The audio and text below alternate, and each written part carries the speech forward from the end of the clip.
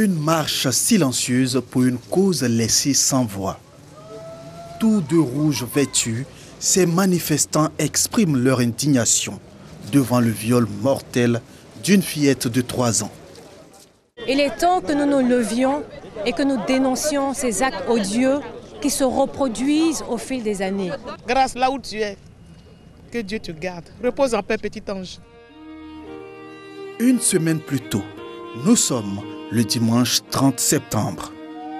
Une ambulance arrive au CHU de Cocody avec à son bord une fillette sauvagement violée la veille à Boré, non loin de Dimbokro. La victime n'a que 3 ans. Elle est dans un état critique. Il est interdit de filmer. Quelques instants plus tard, nous accédons aux urgences. Sur ce lit est couchée Océane. Une sonde entre ses frêles jambes. Le récit des parents est révoltant. On vient me trouver à 23 h pour qu'on aille chercher la petite. Il faut bien que j'aille m'adresser au commissariat. Je suis allé voir les policiers. Et très tôt le matin, pour moi c'est un enlèvement. Très tôt le matin, j'ai fait les 4 compagnies de société de transport à Dimokro. Croyant peut-être voir l'enfant avec le dos d'une dame pour pouvoir dire non, donne-moi mon enfant. Je m'apprêtais pour aller à l'église quand on m'appelle pour me dire non. On a retrouvé la petite en brousse, mais dans un état piteux. Je ne sais pas qui peut faire ça. Je ne sais pas. Aux côtés de la famille, les bénévoles de Premier Secours, BPS, un groupe de volontaires engagés aux côtés des personnes en détresse. Ces bénévoles ont pris en charge le déplacement de la petite Grâce et les premiers soins. C'est des médicaments qu'on doit acheter ou à la pharmacie du CHU ou dans une autre pharmacie et venir mettre à disposition. Ils vont faire 2 ou 3 opérations déjà. Lendemain lundi, jour de l'opération, la ministre de la Famille, de la Femme et de l'Enfant se rend au chevet de la petite déjà au bloc opératoire. Des mots de soutien aux parents capent sur le bureau du médecin. La nouvelle tombe tel un couperet. L'enfant vient de décéder. C'est un acte ignoble sur un enfant. Les enfants, ce sont nos trésors. C'est eux qui font la Côte d'Ivoire de demain.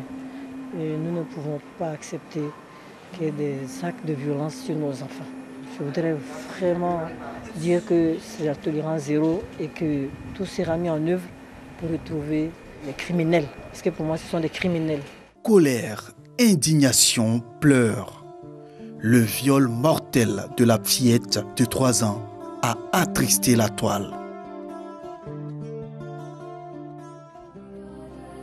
Presque au même moment, une autre image suscite stupeur. Un bébé portant dans ses bras un autre bébé à qui elle vient de donner la vie. La scène semble surréaliste, mais c'est bien l'histoire de l'adolescente.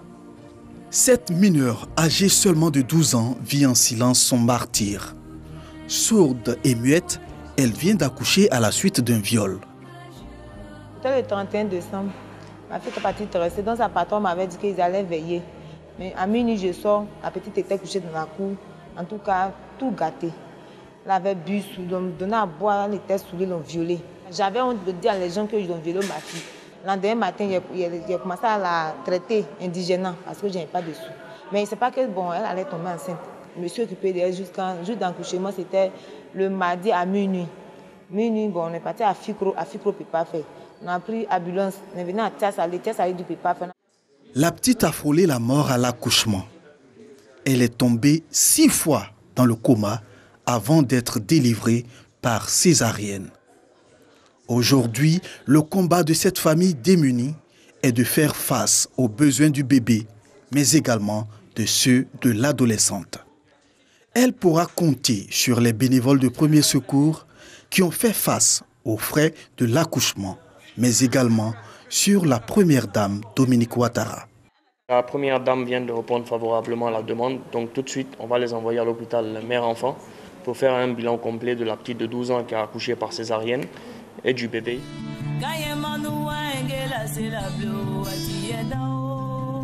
Le bourreau de la petite Océane court toujours, tout comme le violeur de la mineure de 12 ans. Plusieurs études ont prouvé que les femmes enceintes ne font pas leurs examens régulièrement. Ce que veut dire à sa santé et à celle de son bébé. Bienvenue à Africa Woman for Teach. Ne pas se fier à ce bout des femmes. Samira, 11 ans et élève en classe de 5e au lycée moderne 1 d'Abobo, a déjà de la suite dans les idées. Elle présente à l'auditoire une application qu'elle a développée, le Tcherenime. Cette application est une plateforme permettant aux femmes enceintes et mères de suivre l'évolution et la croissance de leur enfant et de leur grossesse. Ma petite a eu une malformation à la naissance. C'est de son histoire que je me suis inspirée pour créer Tcherenime. Je me suis dit, si les femmes enceintes suivent correctement leur rendez-vous et ne ratent aucun rendez-vous, le taux de malformation à la naissance aurait diminué et le taux de mortalité de la femme enceinte aussi. Ces dernières années, sur l'ensemble des diplômés sortis des écoles de technologie, seulement 29% sont des femmes. Il faut inverser la courbe, d'où le choix de ce thème pour cette 4e édition de Africa Cyber Security. Comment réussir la transformation digitale en Afrique, le rôle des femmes dans la 4e révolution industrielle. De nos jours, nous n'avons pas besoin d'avoir un ordinateur ou d'avoir une connexion Internet super poussée pour pouvoir apprendre. Elles peuvent se rendre dans un endroit où il y a le Wi-Fi. Elles pourront télécharger des applications pour l'apprentissage de l'informatique et ensuite apprendre étant tranquillement à la maison, dans la cuisine ou dans leur salon. Si la présence des femmes est très faible dans le monde du digital, force est de reconnaître que des efforts sont faits par le gouvernement pour y remédier. Ce sont en substance les propos de la ministre de la Modernisation de l'Administration et de l'Innovation technologique, invitée spéciale de ce forum. De plus en plus des salles multimédia sont mises à la disposition des femmes, même du milieu rural, pour leur apprendre la manipulation de l'Internet, mais également dans les instituts de formation et d'éducation féminine, des femmes sont formées à l'informatique. Panel, partage d'expériences et visite du stand, des temps forts qui ont marqué ce forum qui s'est tenu sur 3 jours au Sofitel Hôtel Ivoire à Cocody. Le fils, il est sorti, il a traversé la cour, la concession, il a traversé le village, il a monté sur la colline et il a vu son grand-père et il a dit « grand-père ». Nous sommes au Festival international de contes dénommé Nkawaouma, qui signifie en langue baoulé « Si je reste, je ne mourrai pas ». Une initiative de la compagnie Les Étoiles de l'Art qui vise à renforcer la cohésion sociale. Le conte contribue toujours à la cohésion sociale parce qu'il est toujours un point de moralité, de leçon, de conduite, d'exemple à suivre. Cette 7e édition a vu la participation de plusieurs pays venus de la sous-région, entre autres le Togo, le Burkina Faso, le Bénin et la Côte d'Ivoire. Le conte dont je viens de finir, le titre c'est Ngbanro ou Dieu le Tout-Puissant. Voilà, Ngbanro qui est du fait qu'aujourd'hui nous les humains, on ne sait plus le jour de notre mort parce que nous avons trahi la confiance qui existait entre Dieu et nous. C'est l'histoire d'une fille à qui son père a donné un mari. Elle ne voulait pas. Donc un jour, elle va se baigner. Elle enlève ses seins, elle les dépose au bord de la rivière. Et après la baignade, elle ne retrouve plus ses seins. Elle cherche partout ses seins, elle ne retrouve pas. Et finalement, elle retrouve ça chez son fiancé.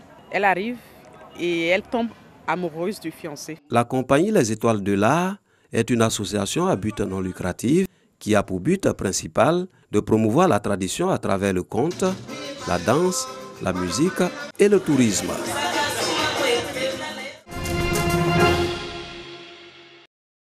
Voici la chenille, particularité toute faite de fils synthétiques et tissés à la main. Précision des figures et rigueur des perspectives, l'auteur Djima Karamoko laisse ainsi transparaître son art premier, l'architecture, son métier de base. Il est à la rencontre de son public. Pièces montées, des formes variées. Le caractère est sombre et sinueux de cette création et l'expression des émotions de Djima Karamoko. Le noir, c'est la couleur de... la couleur de l'absolu, c'est la couleur à partir de laquelle toutes les autres couleurs sont créées. Et pour moi, c'est la couleur essentielle. Et je montre également que il est possible à travers des activités artisanales de produire des œuvres d'art. S'il est architecte de métier, Djima est aussi philosophe par passion. Et ses installations sont la transposition de son introspection, c'est-à-dire de sa quête de lui-même, mais aussi de ses interrogations sur la société. Artiste, installateur, Djima travaille en symbiose et en collaboration avec des tresseuses, mais aussi des scénographes. La Rotonde des Arts du Plateau abrite actuellement l'expression de ses épanchements artistiques jusqu'au 10 octobre prochain.